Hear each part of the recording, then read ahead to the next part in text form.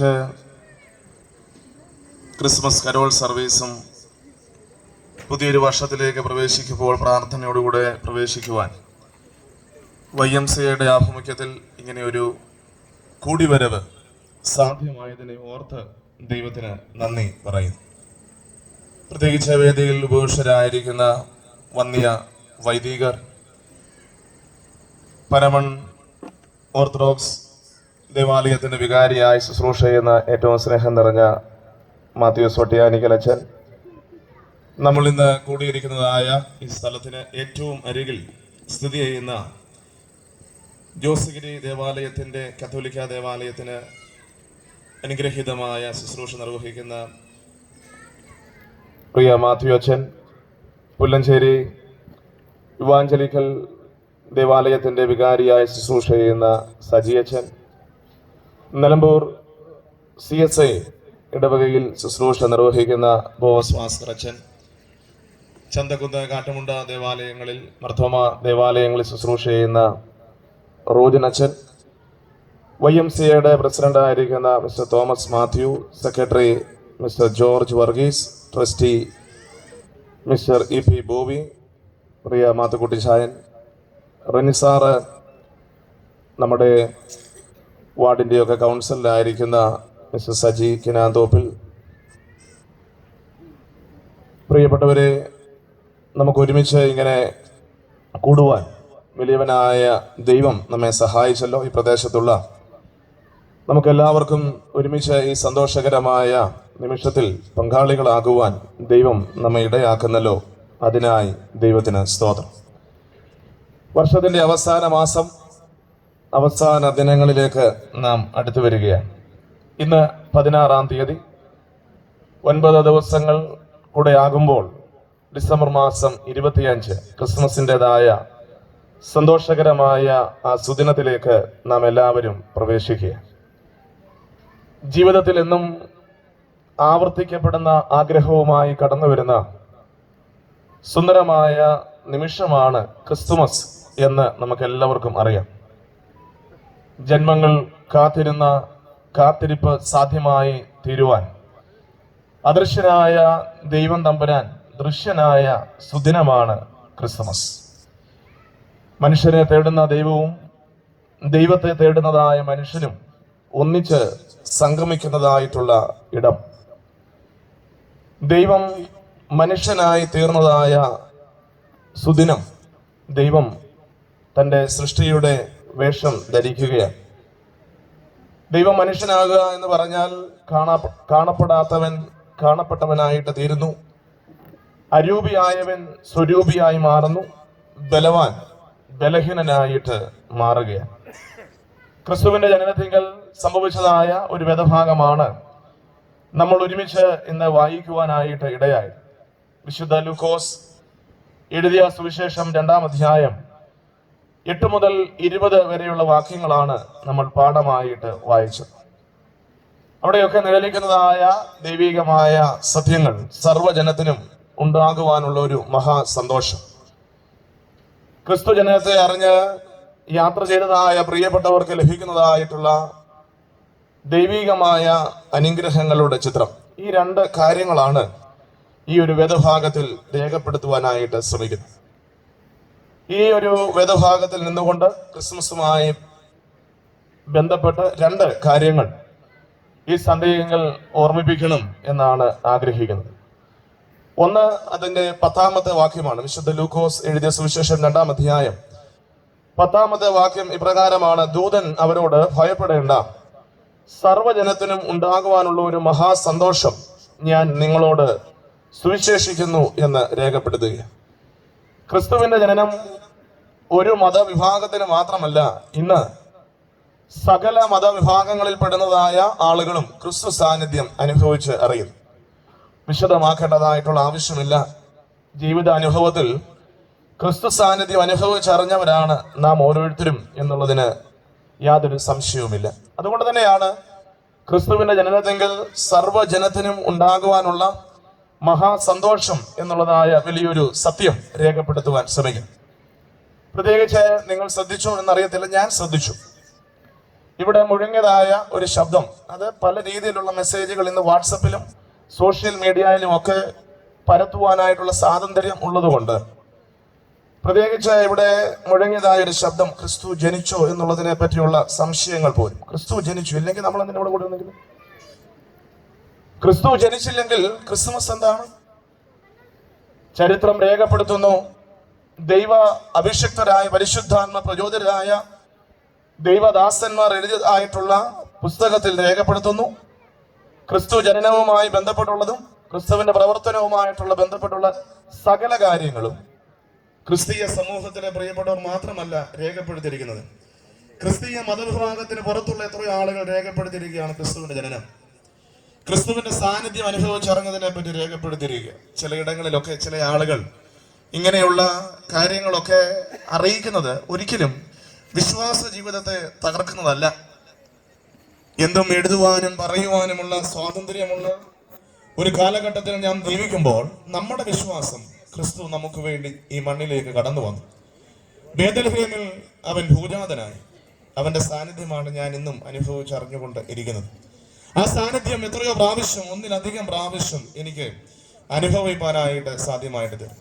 അതുകൊണ്ട് ക്രിസ്തുവിന്റെ ജനനം ചരിത്രം രേഖപ്പെടുത്തുന്നു, ചരിത്രകാരന്മാർ രേഖപ്പെടുത്തുന്നു, ലോകം തന്നെ വെളിപ്പെടുത്തുന്നതായിട്ടുള്ള ഒരു ദിവ്യമായിട്ടുള്ള സത്യമാണ്. എന്നാൽ ഇവിടെ പറയുകയാണ്, സർവ്വജനത്തിനും ഉണ്ടാകുവാനുള്ള ഒരു മഹാസന്തോഷം എന്നാണ് രേഖപ്പെടുത്താൻ ശ്രമിക്കുന്നത്. എങ്ങനെയാണ് ക്രിസ്തുവിന്റെ ജനനം സർവ്വജനത്തിനും ഉണ്ടാകുവാനുള്ള ഒരു മഹാസന്തോഷമായി തീരുന്നത്? ക്രിസ്തു മനസ്സിന്റെ ചാലകങ്ങളായി നാം തീരുമ്പോൾ മാത്രമേ ക്രിസ്തുവിന്റെ ജനനം സർവ്വജനത്തിനും ഉണ്ടാകുവാനുള്ള മഹാസന്തോഷമായിട്ട് തീരുകയുള്ളൂ. ക്രിസ്തു ഭാവമുള്ളവരായി, ക്രിസ്തു സാന്നിധ്യത്തിന്റെ ചാലകങ്ങളായി തീരുമ്പോൾ മാത്രമേ നമുക്കങ്ങനെ ഈ ക്രിസ്മസിൻ്റെതായ സന്തോഷം മറ്റുള്ളവരിലേക്ക് പകരുവാനായിട്ട് സാധിക്കുകയുള്ളൂ. ക്രിസ്മസിൽ നാം മനസ്സിലാക്കേണ്ടതായ ഒരു കാര്യം ക്രിസ്തുവിന്റെ മനസ്സാണ്, ദൈവത്തിന്റെ മനസ്സാണ്. ആ മനസ്സിൽ നിറഞ്ഞു കവിയുന്നത് സ്നേഹമാണ് എന്ന് മനസ്സിലാക്കാൻ സാധിക്കും. ആ സ്നേഹത്തിൽ വേദപുസ്തകത്തിൽ രേഖപ്പെടുത്തിയിരിക്കുന്നത് അഗാപ്പ എന്ന് പറയുന്നതായിട്ടുള്ള ഗ്രീക്ക് പദമാണ്. മാനുഷികമായ സ്നേഹത്തിൽ നിന്ന് വളരെ വ്യത്യസ്തമാണ് ദൈവികമായ സ്നേഹം. പ്രത്യേകിച്ച് ഈ സ്നേഹം സകല സൃഷ്ടികളിലേക്കും കടന്നു ചെല്ലുന്നത്, ലോകത്തെ വീണ്ടെടുക്കുന്നതാണ്, മനുഷ്യനെ വീണ്ടെടുക്കുന്നതാണ്, നഷ്ടപ്പെട്ടു പോയവന് എല്ലാമായി തീരുന്നതായ സ്നേഹമാണ് ദൈവത്തിന്റെ സ്നേഹം. അൺകണ്ടീഷണലാണ്. അതുപോലെ തന്നെ എല്ലാ വ്യക്തി ജീവിതങ്ങളെയും ഇതിനകത്തേക്ക് കൊണ്ടുവരുവാനായിട്ട്, ഈ സ്നേഹത്തിലേക്ക് കൊണ്ടുവരുവാനായിട്ട് ശ്രമിക്കുന്നു. ക്രിസ്തുവിന്റെ ജീവിതം ഒക്കെ പരിശോധിക്കുമ്പോൾ അത് നമുക്ക് വ്യക്തമായി മനസ്സിലാക്കാൻ സാധിക്കും. അതുകൊണ്ട് തന്നെയാണ് വിശുദ്ധ യോഹന്നാൻ ശ്ലീഹ താൻ സുവിശേഷം എഴുതുമ്പോൾ 3-ാം അധ്യായം 16-ാം വാക്യത്തിൽ പറയുന്നു, തന്റെ ഏകജാതനായ പുത്രനിൽ വിശ്വസിക്കുന്ന ഏവനും നശിച്ചു പോകാതെ നിത്യജീവൻ പ്രാപിക്കേണ്ടതിന് ദൈവം അവനെ നൽകുവാൻ തക്കവണ്ണം ലോകത്തെ സ്നേഹിച്ചു. അതാണ് ദൈവസ്നേഹത്തിന്റെ പ്രത്യേകത എന്ന് മനസ്സിലാക്കുവാനായിട്ട് സാധിക്കും.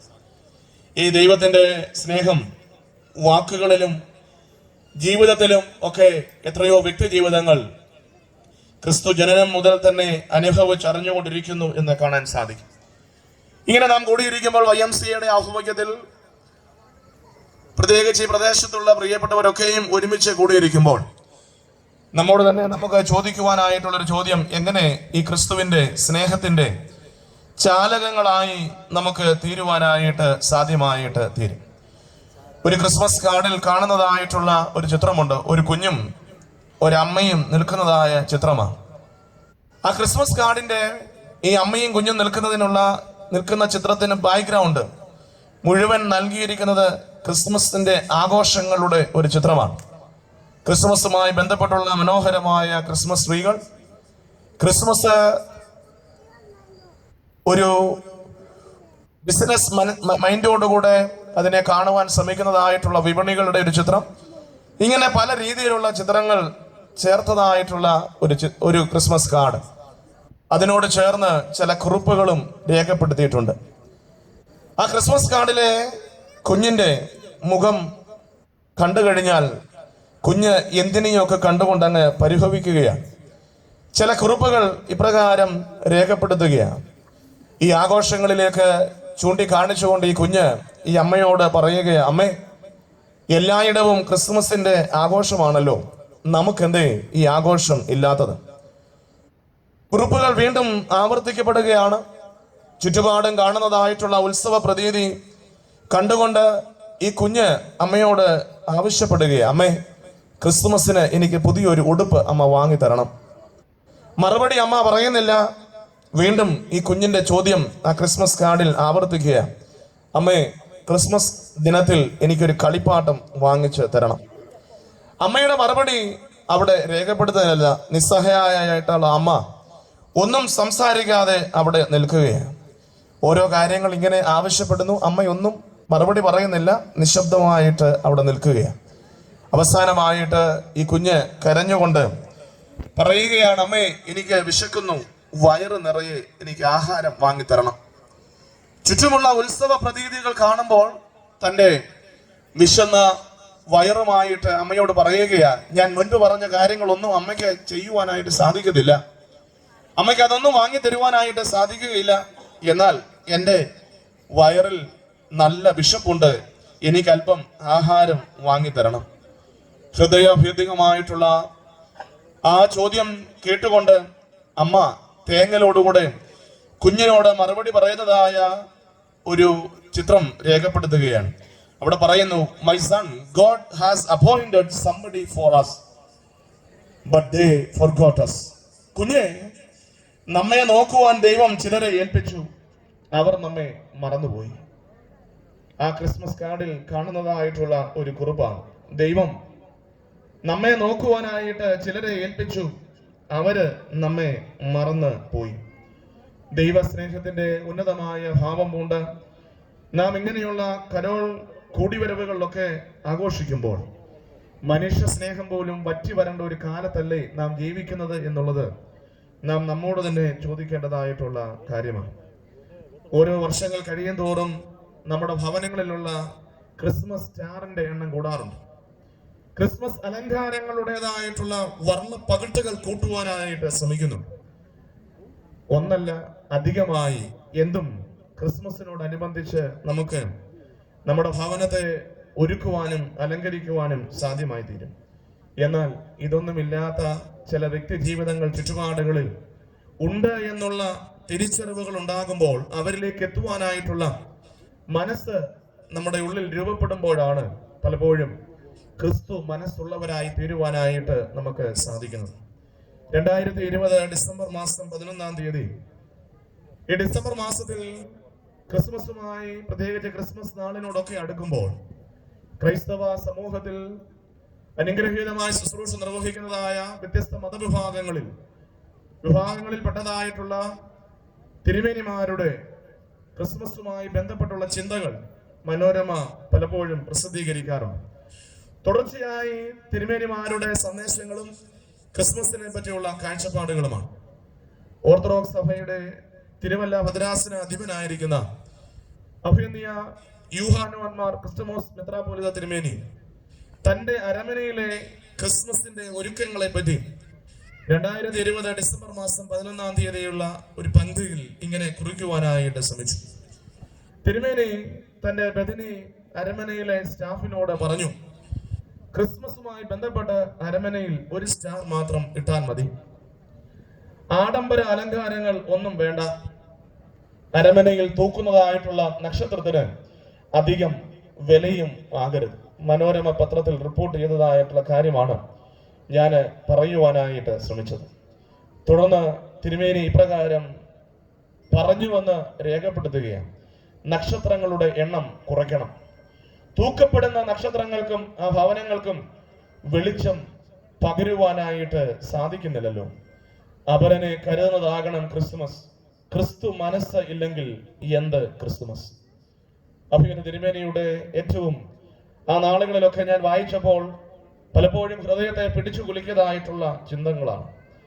ഒരു സ്റ്റാർ മാത്രം ഇട്ടാൽ മതി, ആഡംബരം നിറഞ്ഞ അലങ്കാരങ്ങൾ ആവശ്യമില്ല, അരമനയിൽ തൂക്കുന്നതായിട്ടുള്ള ആ ക്രിസ്മസ് സ്റ്റാറിന് അധികം വില ഉണ്ടാകരുത്, നക്ഷത്രങ്ങളുടെ എണ്ണം നന്നേ കുറയ്ക്കണം, തൂക്കപ്പെടുന്ന നക്ഷത്രങ്ങൾക്കും ആ ഭവനങ്ങൾക്കും ദൈവികമായ വെളിച്ചം പകരുവാനായിട്ട് കഴിയുന്നുണ്ടോ, അപരനെ കരുതുന്നതാകണം ക്രിസ്തുമസ് ക്രിസ്തു മനസ്സ് ഇല്ലെങ്കിൽ എന്ത് ക്രിസ്തുമസ് എന്ന് ചോദിച്ചുകൊണ്ട് തിരുമേനി ആ ഒരു സന്ദേശം അവസാനിപ്പിക്കുവാനായിട്ട് ശ്രമിക്കുക.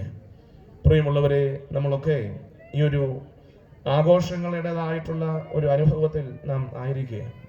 ഇന്ന് രാവിലെ ഞാനൊരു നമ്മുടെ ചുങ്കത്തറ സ്കൂളിലെ LKG UKG പഠിക്കുന്നതായ കുഞ്ഞുങ്ങളുടെ ക്രിസ്മസ് കരോളിൽ ഒന്ന് പങ്കെടുക്കുവാനായിട്ട് പോയി. അവിടെ ചെന്നപ്പോൾ ഒരു പിതാവ് എന്നോട് പറഞ്ഞു, ഓരോ വർഷം കഴിയും തോറും ക്രിസ്മസ് കൊണ്ടാടുകയും ആഘോഷിക്കുകയും ചെയ്യുന്നത് ബിസിനസ്സുകാരാണ്. കഴിഞ്ഞ വർഷം കണ്ടതിനേക്കാൾ അല്പം കൂടെ നമ്മുടെ മനസ്സിനെ പിടിച്ചു കുലുക്കുന്ന ആകർഷിക്കുന്നതായ സ്റ്റാറുകളാണ് ഉണ്ടാക്കി ഇട്ടിരിക്കുന്നത്. പണ്ട് ഞാൻ ഓർക്കുന്നുണ്ട്, ഓരോ ക്രിസ്മസ് സ്റ്റാറിനകത്ത് മിന്നി മിന്നി ബൾബ് കത്തണമെങ്കിൽ അതിനകത്ത് ചില ടെക്നിക്കുകളൊക്കെ ചെയ്യുവാൻ അറിയുന്ന ആളുകൾ ഉണ്ടായിരിക്കണം. അവരെ വിളിച്ചുകൊണ്ട് വന്നാണ് 2 സ്റ്റാർ ഇട്ട് ഒരെണ്ണം കത്തുമ്പോൾ മറ്റേത് കെടും, മറ്റേത് കത്തുമ്പോൾ സ്റ്റാർട്ടർ ബൾബൊക്കെ ഇട്ടാണ് ചെയ്തുകൊണ്ടിരുന്നത്. ഇന്ന് അങ്ങനല്ല. ഇന്ന് നിലമ്പൂർ മാർക്കറ്റിൽ പോയാൽ 90 രൂപയുടെ ഒരു ബൾബ് കിട്ടും.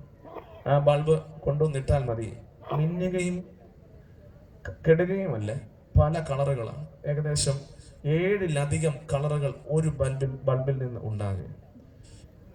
എൻ്റെ നാട്ടിൽ എൻ്റെ മമ്മിയും പപ്പായും കൂടെ ചേർന്ന് ഒരു ക്രിസ്മസ് സ്റ്റാറൊക്കെ കിട്ടും. ഇട്ട് കഴിഞ്ഞതിന് ശേഷം എൻ്റെ കുഞ്ഞുങ്ങളെ കാണിച്ചു, മോനെ സ്റ്റാറൊക്കെ കിട്ടും. എൻ്റെ മോൻ എന്നോട് പറഞ്ഞു, പപ്പ ഈ പ്രാവശ്യം നമുക്ക് ഇതുപോലുള്ള ബൾബാണ് വാങ്ങിക്കേണ്ടത്. ഇതുപോലുള്ള ബൾബാണ് നമ്മുടെ സ്റ്റാറിനകത്തിടെ നമുക്ക് വാങ്ങിക്കേണ്ടത്. ഒരു ദിവസം എൻ്റെ കൂടെ അവൻ നിലമ്പൂർ വന്ന് അവിടെയുള്ള കടകളൊക്കെ കയറി ഇറങ്ങിയിട്ട് ഈ മിന്നുന്ന ബൾബ് കിട്ടുന്ന കടയിൽ ചെന്നു. അത് വാങ്ങിച്ചു കഴിഞ്ഞ് വീട്ടിൽ കൊണ്ട് ഞാനൊരു സ്റ്റാറൊക്കെ ഇട്ട് അതിനകത്ത് ഈ ബൾബൊക്കെ ഇട്ടു. ഉടൻ തന്നെ അവൻ ഫോണൊക്കെ എടുത്തുകൊണ്ട് വന്ന് വാട്സപ്പിൽ നാട്ടിലോട്ട് ഫോൺ വിളിച്ചു. എന്നിട്ട് പറഞ്ഞു, അമ്മച്ചി ഇങ്ങോട്ട് നോക്ക്, അമ്മച്ചി അവിടെ ഇട്ടിരിക്കുന്ന ബൾബിന്റെ അതേപോലെ തന്നെ ഉള്ളതാണ് ഞങ്ങൾ ഇവിടെയും ഇട്ടിരിക്കുന്നത്. ക്രിസ്മസ് ഒക്കെ ഒരു കുഞ്ഞു മനസ്സ് തോന്നിയതായിട്ടുള്ള ചിന്തകൾ ഞാൻ പറയാൻ ശ്രമിക്കുമ്പോൾ പലപ്പോഴും ഇങ്ങനെ ക്രിസ്തു മനസ്സ് നഷ്ടമാകുന്നതായിട്ടുള്ള കുടിവരവുകളാണോ നമ്മൾ നടത്തുന്നത്? ദൈവം മനുഷ്യനായി തീർന്നു, മനുഷ്യന് എങ്ങനെ മനുഷ്യനായി തീരുവാനായിട്ട് സാധിക്കും?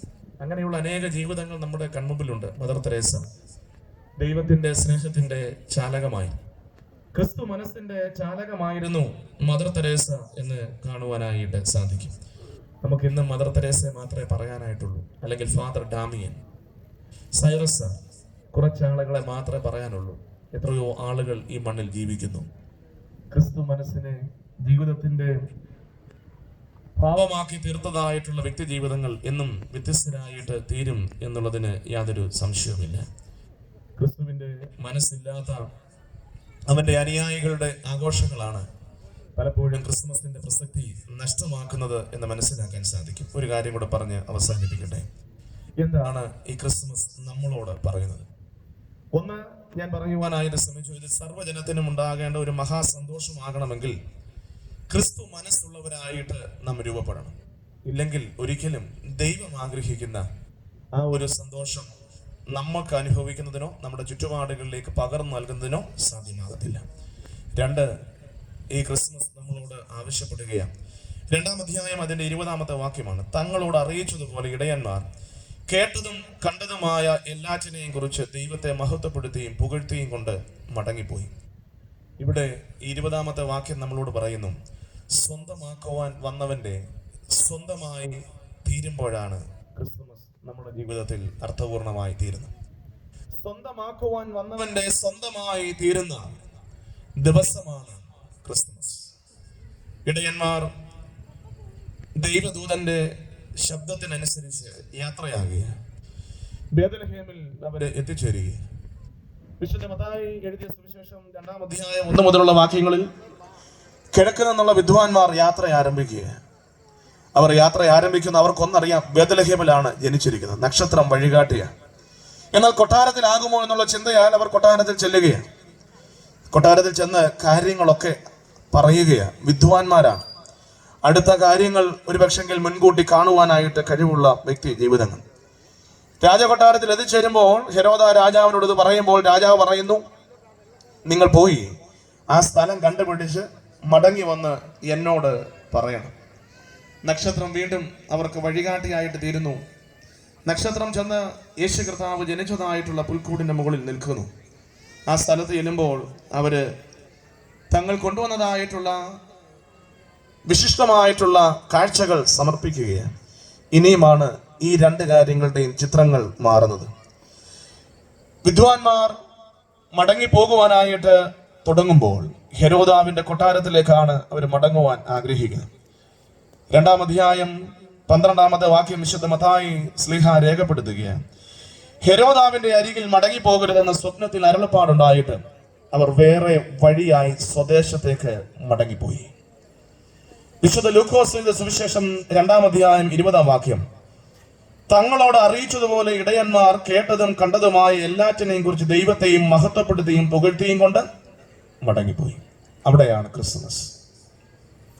യാത്ര ചെയ്യുന്നു, ക്രിസ്തു സാന്നിധ്യത്തെ ദർശിക്കുമ്പോൾ ക്രിസ്തുവിന്റെ സ്വന്തമായി തീരുകയാണ്. മറിച്ചുള്ള മടക്കയാത്രയാണ് ഏറ്റവും പ്രധാനപ്പെട്ടത്.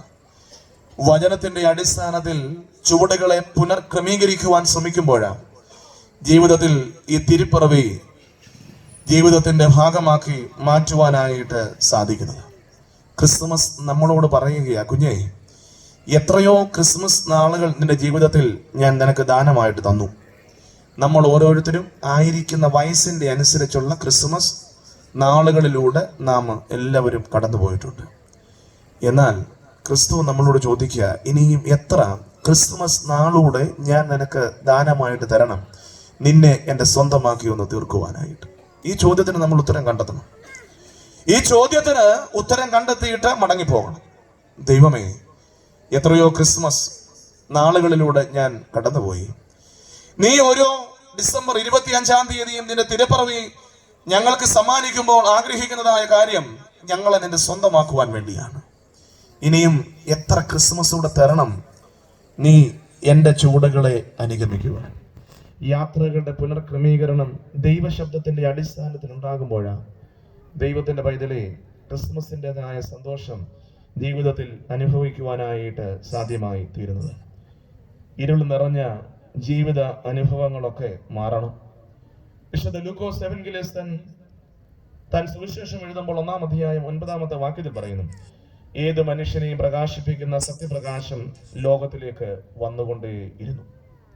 തുടർന്ന് വിശുദ്ധ യോഹന്നാൻ പറയുന്നു ദുഃഖകരമായിട്ടുള്ളൊരു കാര്യം.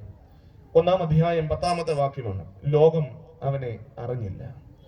ലോകം അവനെ അറിഞ്ഞില്ല. അവന്റെ സാന്നിധ്യം ഇല്ലാത്തത് കൊണ്ടല്ല, അവന്റെ സാന്നിധ്യം എപ്പോഴും ഉണ്ടായിരുന്നു. എന്നാൽ അവന്റെ സാന്നിധ്യം ഉണ്ടായിരുന്ന ലോകത്തിൽ അവൻ സൃഷ്ടിച്ചതായിട്ടുള്ള സൃഷ്ടി അവന്റെ സാന്നിധ്യത്തെ തിരിച്ചറിയുന്നില്ല. യോഹന്നാൻ തന്റെ രചനയിൽ യേശുവിന്റെ ജനനവുമായി ബന്ധപ്പെട്ട് രേഖപ്പെടുത്തുവാൻ ശ്രമിക്കുമ്പോൾ ഞാൻ വിചാരിക്കുന്ന ഒരുപക്ഷെങ്കിൽ വളരെ വേദനയോടുകൂടെ എഴുതിയതായിട്ടുള്ള ഒരു വാക്യമായിരിക്കാം. ലോകത്തിൽ അവൻ ഉണ്ടായിരുന്നു, ദൈവത്തിൽ നിന്ന് വന്നവർ അവനെ തിരിച്ചറിഞ്ഞില്ല. വീണ്ടും അന്ധകാരത്തിന്റെ അനുഭവത്തിലൂടെ ജീവിതയാത്ര നയിക്കുക, അവസാനിപ്പിക്കുക. പ്രിയമുള്ളവരെ, ഒരു യാത്രയുടെ പുനർക്രമീകരണം ഉണ്ടാകും.